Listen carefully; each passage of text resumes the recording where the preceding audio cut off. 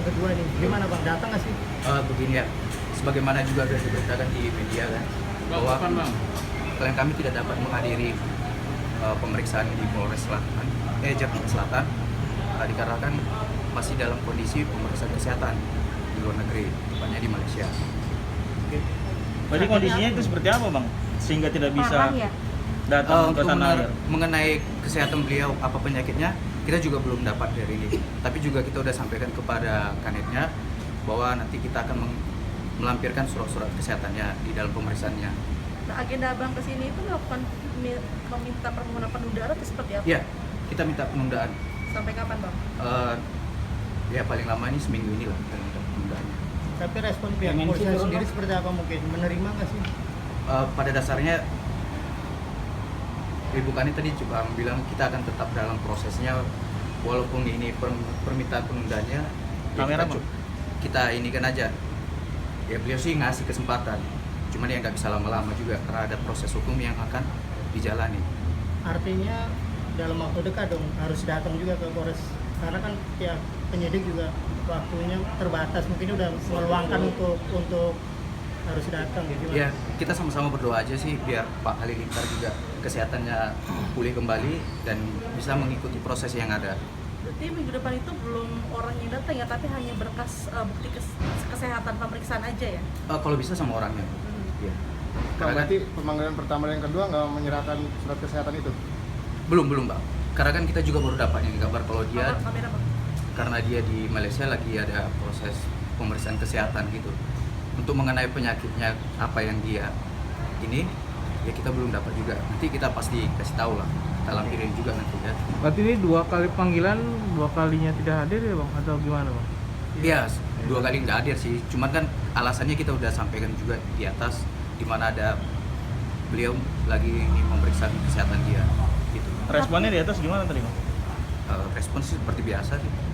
Tapi Bang tadi sempat bilang Kasat kalau 2 kali nggak hadir akan ada surat pembawaan gitu kayak penjemputan. Iya, penjemputan. Iya. Mengeluarkan surat untuk Karena ini hari terakhir katanya, nggak bisa lagi. Ya kalau Ibu Kanit sih bilangnya tetap proses yang berlaku. Ya seperti yang Mbak sampaikan betul. Kalau menurut undang-undang seperti itu adanya. Itu aja sih. Berarti Abang sebagai kuasa hukum sudah siap, artinya jika klien nanti akan dibawa langsung oleh polisi.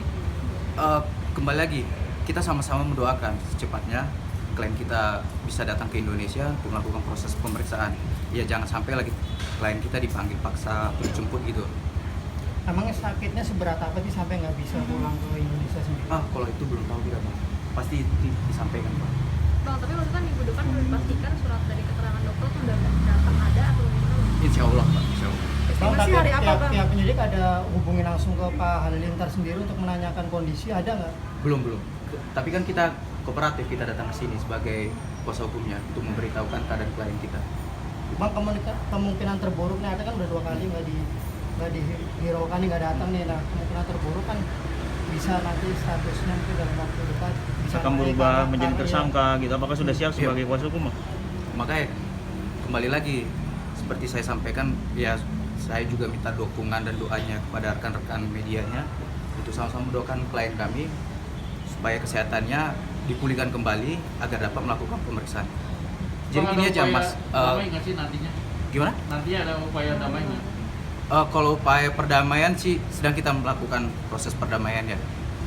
Cuman apapun itu hasilnya ya kembali lagi dari pihak lapornya.